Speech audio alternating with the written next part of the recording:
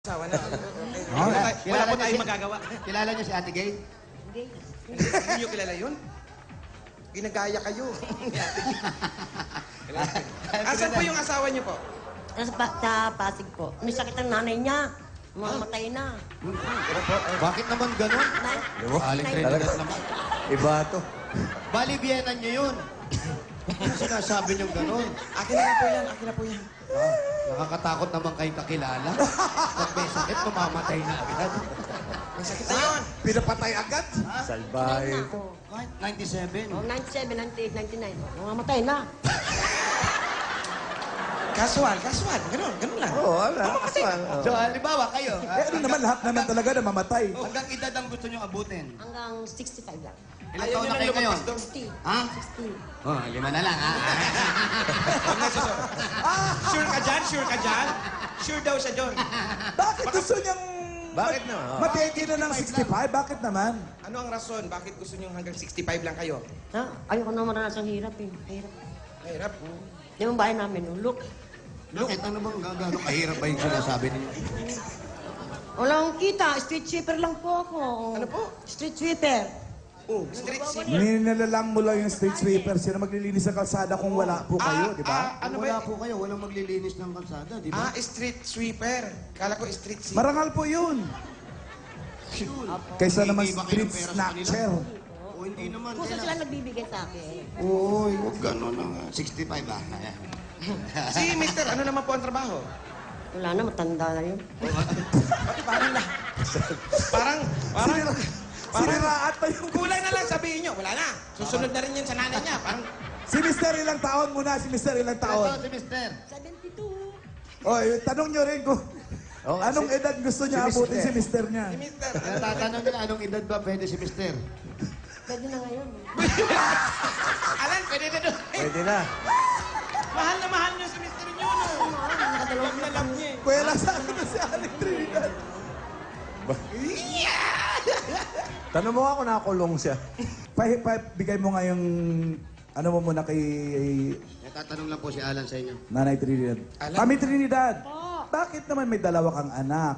May 3 kang apo? Bakit binibigyan mo na lang yung sarili mo ng 5 taon para mabuhay naman? Sino titingin sa mga yan?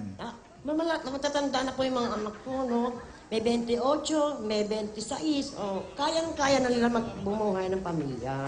Kailangan pa rin po ng kalinga ng ina niyan. Oh. Ang tawag dito, ang obligasyon po ng nanay, Ingat ka, eh. hindi natatapos sa pag-aasawa ng mga anak. Ingat ka, banggit ka ng banggit ng ina. Bakit? Alam mo na lang. Aling Minerva, sa Oo nga. tema ng pananalita nyo, gaano ba kahirap yung dinadaanan ninyo? Bakit Yun na nga ang parang tinatanong ko, eh. nagsasawa na kayo? Problema po eh. Problema. Secret! Anong problema ko? Secret naman pala. May babae si Mister. May chick si Mister? Meron. Oo, tamo? Oh. Sabi sa'yo. Masama loob Ayan, oh, niya kay naiiyak Mister, na yan, oh. kaya... Huwag na umiyak Ayan ka. o. Ako nahuli ko kagad eh. Ano nga tayo eh, di ba? Ayan o. Timo? May... So, hindi na umuwi dyan Ano si mo, Mister? sabi sa'yo, totoo yan eh. Hindi na ba umuwi dyan si Mister? Hindi na po. Oo, timo? Kaya ganun ang galit niya eh. Kaya parang ulam lang sa kanya yung mga mura, mga... Pero hindi naman po porke hiwalay kayo, katapusan na ng buhay, di po ba? Dapat nga lalo kayo maging matatag. Oo, dahil sa lalo mga kang anak ninyo. tumatag dapat. Diba? Tama po. Ilang taon kayo nung nag-asawa kayo ni Mister? Ilang taon kayo? 32. Oh, 32. Sa 32 nabuhay ka na wala naman siya, di ba? Oo. Tapos papabaya mo yung mga, ano to? Gusto mo pagalitan kita dito? Hindi po. Ayan. Sana mabuksan ang isipan mo na huwag namang gano'n na Oo. hanggang 5 taon na lang. Dagdag ka kahit 1 taon pa.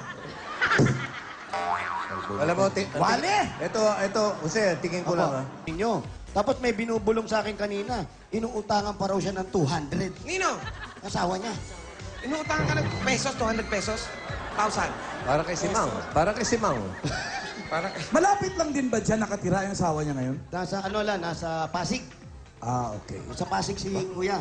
Pero pumupunta para umutang ng 200? Ah, sama yung asawa niya. kasama yung asawa niya.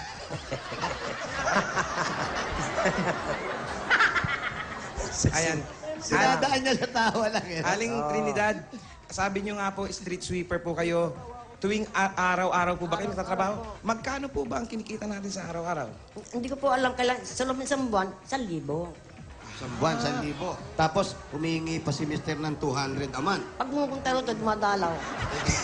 Mainit ulo si. Easy lang. Easy, easy. Hindi, ganun lang Don't talaga. say bad words! Okay. Don't say bad words. Aling Minebra.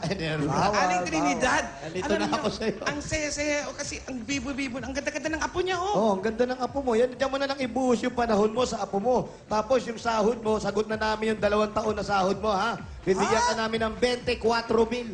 24,000! 24,000! Ha? Abono ako na 1,000. Ano? 1, 2, 3, Ha? 4, 5, 6, 7, 8, 9, 10, 11, 12, 13, 14, 15, 16, 17, 18, 19, 20, 21, 22, 23, 24. Se, Opo. ngayon meron siyang 24,000. Ano kung dumating si Mister at humihingi? Ano gagawin? Halimbawa, dumating si Kuya. Yan, mapanood ka eh. Hihingi na naman. Hindi po, tatagyakan ko na siya. Tapos, siyempre, 24,000 yan. Ito ang 1,000 pesos. Advance na sahod mo. May bolo.